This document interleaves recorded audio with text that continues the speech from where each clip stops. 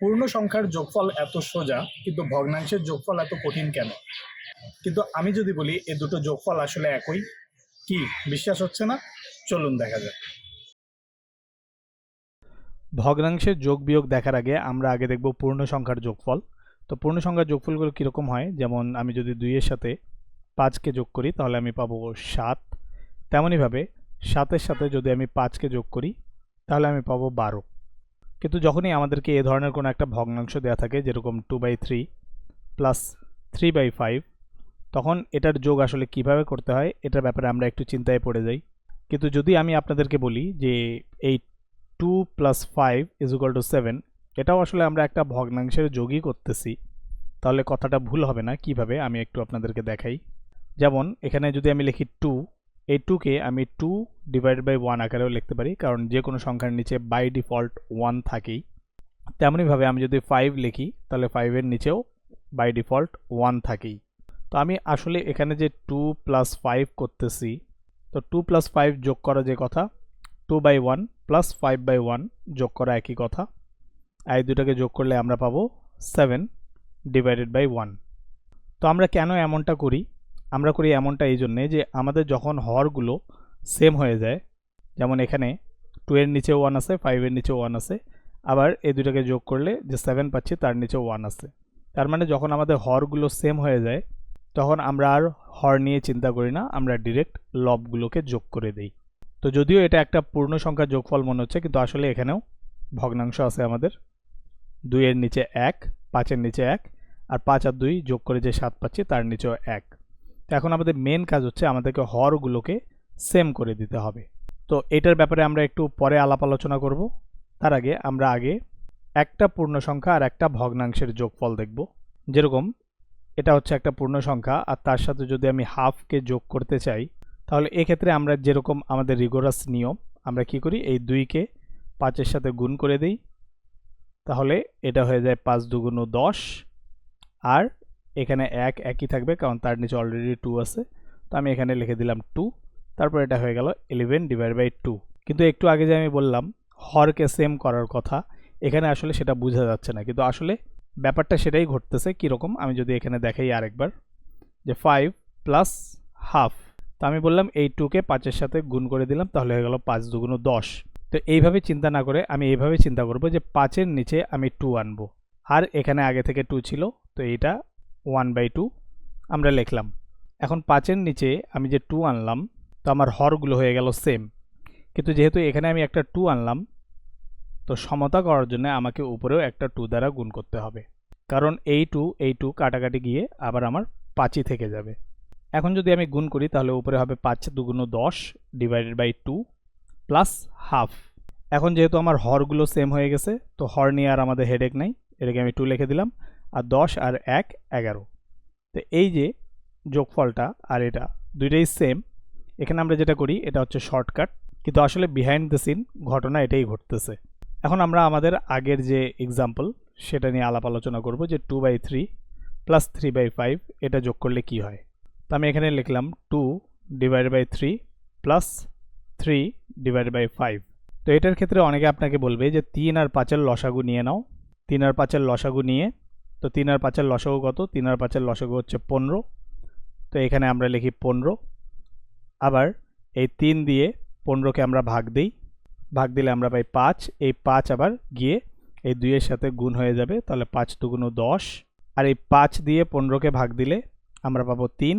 এই 3 এই 3 এর সাথে গুণ হয়ে যাবে, তাহলে আমরা পাবো 3 × 3 = 9, তাহলে এটা হবে 19/15।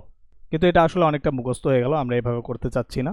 আমরা কিভাবে করতে পারি, যেরকম আমার দেওয়া ছিল 2/3 প্লাস 3/5, তো আমরা আমাদের হরগুলোকে সেম করে দিব। তো হরগুলো সেম করার একটাই ওয়ে হচ্ছে যে এখানে যে সংখ্যাটা আছে আমি এখানে সেই সংখ্যাটা গুণ করে দিব, আর এখানে যে সংখ্যাটা আছে সেই সংখ্যাটা এখানে গুণ করে দিব।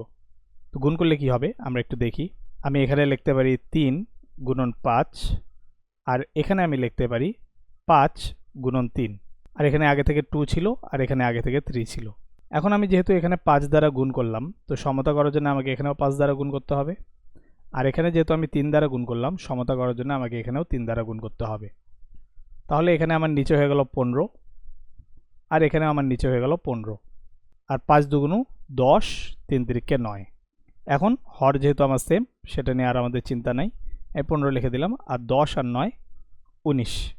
আলটিমেটলি কিন্তু আমরা লসাগুকেই নিলাম, কিন্তু যদি লসাগু না নিয়ে আমরা এমন কোনো সংখ্যা নিতাম যেটা আসলে লসাগু না, তাহলে কীরকম হইতো? এটার যদি আমি একটা এক্সাম্পল দেখাই, যেমন এটার এক্সাম্পল হইতে পারে এরকম 1/5 প্লাস 3/10।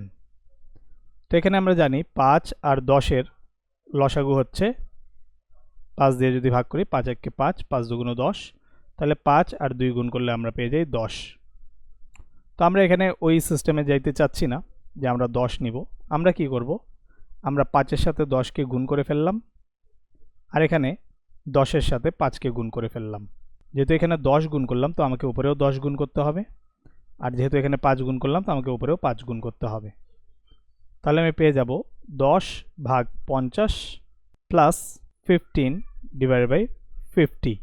এখন যেহেতু আমাদের হরগুলো সেম হয়ে গেছে, তো ওটা নিয়ে আর আমরা চিন্তা করব না, আমরা জাস্ট লিখে দেবো 50, আর 10 আর 15 যোগ করলে হয়ে যাবে 25। আবার এই 25 দিয়ে 50কে কাটা যায়, তাহলে 1/2।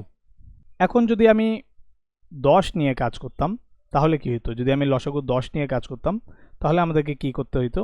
আমাকে এখানে 5-এর সাথে 2 গুণ করতে হতো, তাহলে এটা হয়ে যেত 5 দুগুণ 10, যেহেতু এখানে 2 গুণ করলাম, তো উপরেও 2 গুণ করতে হবে, প্লাস আর নিচে এখানে 10 আছে, তো এটাকে আমি ইনটেক রেখে দিলাম, আর উপরে 3, যেহেতু এখানে কোনো কিছু গুণ করি নাই, তো এখানেও কোনো কিছু গুণ করতে হবে না। ইকুয়াল টু এখানে হয়ে গেল 10, এখানে হয়ে গেল 2 প্লাস 3 ডিভাইডেড বাই 10। তাহলে 10 10-এর মতোই থাকলো এখানে, আর 3 আর 2 যোগ করলে হয়ে যাবে 5, তাহলে 5 দুগুণ 10। তো এখানে উত্তর হচ্ছে আমাদের হাফ। এখানেও হাফ, এখানেও হাফ, শুধু আমাদের এখানে কাটাকাটিটা একটু বড় হয়ে গেল। তো ইট ডাজেন্ট ম্যাটার যে আপনি লসাগু নিচ্ছেন নাকি দুইটার গুণফল নিচ্ছেন, আপনার আলটিমেটলি ভাগফলটা সেমই হবে। তো আশা করি ভগ্নাংশের যোগ কিভাবে করতে হয় এটা আপনারা বুঝতে পেরেছেন। বিয়োগটাও সেম, আমি একটা বিয়োগ দেখাই দিই। যেরকম এখানে যদি থাকে 2/3 আর এখানে হচ্ছে আমাদের 4/5, তাহলে আমি এখানে কি করব, আমি জাস্ট হরগুলোকে সেম করে দিব। তাহলে হরগুলোকে সেম করার জন্য আমি এখানে 5কে গুণ করব, আর এখানে আমি 3কে গুণ করব। তো যেহেতু আমি এখানে 5কে গুণ করলাম, তো এখানে আমাকে 5 দ্বারা গুণ করতে হবে সমতা করার জন্য, আর এখানে আমার 3 দ্বারা গুণ করতে হবে। তাহলে এটা হয়ে গেল 15, আর উপরে হয়ে গেল 10 মাইনাস এখানেও 15, আর উপরে হয়ে গেল 12। তাহলে এটা 15 আমি লিখে দিলাম নিচে, এটা নিয়ে আর আমাদের হেডেক নাই। আর এখানে হচ্ছে 10 মাইনাস 12, তাহলে 12 থেকে যদি 10 বাদ যায় তাহলে থাকবে 2 ডিভাইড বাই 15। আর যেহেতু এখানে 12টা হচ্ছে বড়, মানে নেগেটিভটা এখানে পজিটিভ থেকে বড়, এজন্য আমি এখানে লিখে দিলাম -2। তাহলে অ্যান্সার হচ্ছে -2 ডিভাইডেড বাই 15। কি দেখলেন তো যে দুটার যোগফল আসলে একই।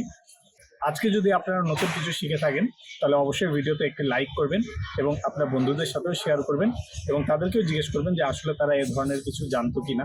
নিজেদের মধ্যে ডিসকাশন করলে অনেক কিছুই আসলে জানা যায়।